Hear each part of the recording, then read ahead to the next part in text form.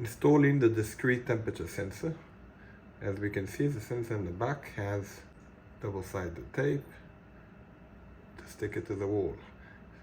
So first we make a hole, an 11mm round hole, and we feed the cable through.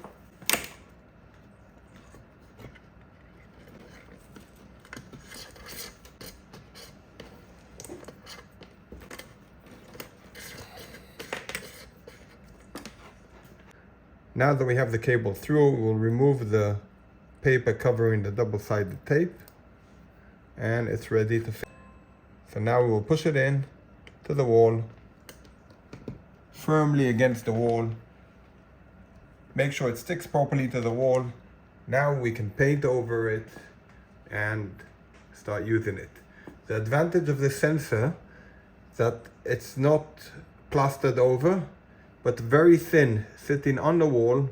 Then it's painted the same color as the wall, so it blends in, but it senses the temperature properly, as it's not sensing the temperature of the wall, but actually the temperature of the room.